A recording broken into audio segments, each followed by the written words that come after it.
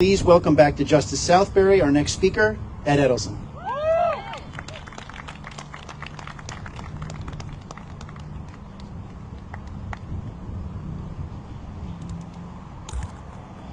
Well, it's nice to see this large gathering for the 4th anniversary. Some faces look a little new to me, so I'll just say my name is Ed Edelson. I was the first selectman of the town of Southbury, done some things at the state level, but lately my most important thing for the last 4 years has been coming to Justice Southbury, something I've really appreciated in all the work that Rick, Julia, Jeremy, it's really a phenomenon of what's happened here. I asked Rick if I could speak for a different kind of group that we usually don't talk about. So for the last 4 years, we've come here to Playhouse Corner to take a stand against hate and bigotry that has been used to attack and marginalize people. Today, I would like us all to take a stand for an institution that I'm calling the U.S. justice system. Now, I know that our justice system has significant flaws. We can all point to decisions and actions that were made in the past that created or supported hate and bigotry. We must continue to improve that, and the best way that I know to do that is by making sure people of good character and sound minds want to become part of that system. Over the past few weeks, we've witnessed alarming attacks on both the physical and the intellectual integrity of our legal institutions. As one observer said, what is under attack today is the rule of law. Where will we be without that, as a bedrock of our society? Well, let's begin by looking at some of the last events of the last few weeks. We have seen a barrage of attacks on the judge, the prosecutors, the jury, and other agencies associated with the New York City lawsuit against the former president. In a move that has no precedent, scores of congressmen, including the Speaker of the House, the third highest level in our government, have come to the courthouse for a few hours and left to go to the microphones to spout a series of unsubstantiated claims about this trial. Speaker Johnson has called the trial a travesty of justice, and yet there is not one substantiated claim that anything has been done incorrectly from the standpoint of a trial in all of those weeks. And many observers have said that all of this effort is having its intended effect, and that is to delegitimize the courts and its decisions. Laws are being promulgated in states like Georgia to undermine the work of prosecutors. In particular, in Georgia, it allows a state commission to begin operating with the power to discipline and remove a prosecutor. This flies in the face of the ideas of separation of powers that we all learned about in junior high school, and provides and takes away the protection that the justice system has from political influence. That is critical.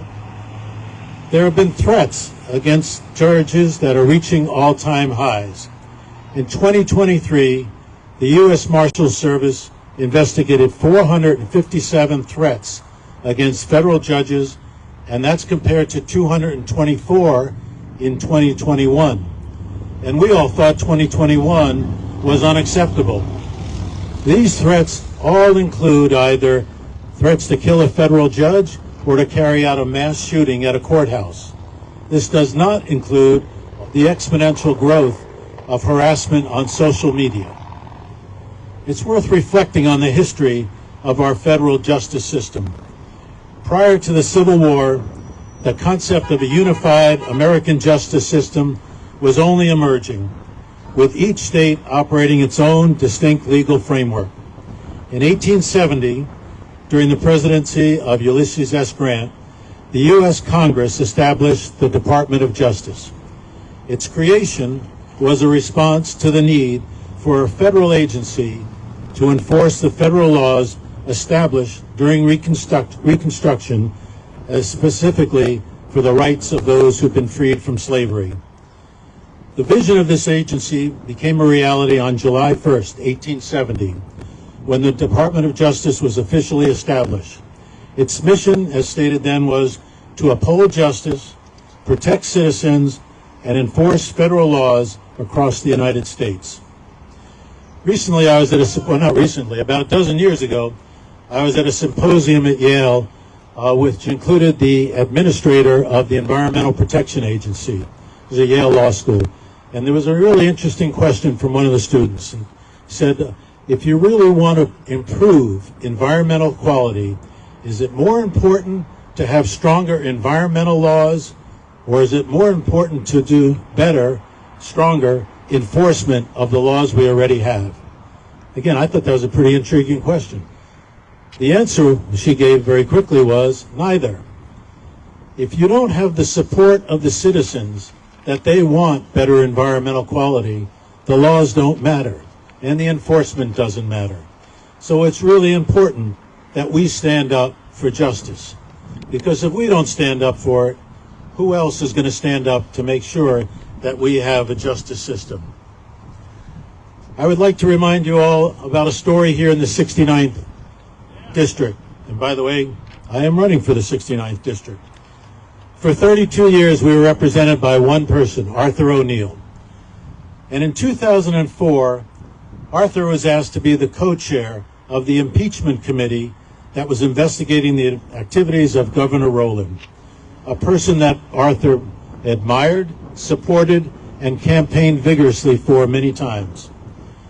But rather than disrupt the process as we are seeing today at the federal level, Arthur took this difficult task seriously and followed the evidence. If you want to know more about this story and what I call a profile of courage by Arthur, I suggest you go to my website where you'll see my blog about what happened in 2004 when our representative put country, or maybe state, over his political party. So our justice system is the bedrock of our society. It is there to ensure fairness, accountability, and the rule of law. When it is attacked, whether intellectually or physically, we all suffer. As citizens, we must defend the integrity of our courts, support our judges and prosecutors, and reject any attempts to erode the foundations of justice. And in a tradition of Justice Southbury, although Julia would do it better, I'd like you to join me. I'm going to say stand up, and you're all going to say for justice. Think we can do that? Ready? Stand up. Stand up. Stand up. Thank you very much, and thank you, Rick, Julia, and Jeremy, and everyone else that's made Justice Southbury a real phenomenon.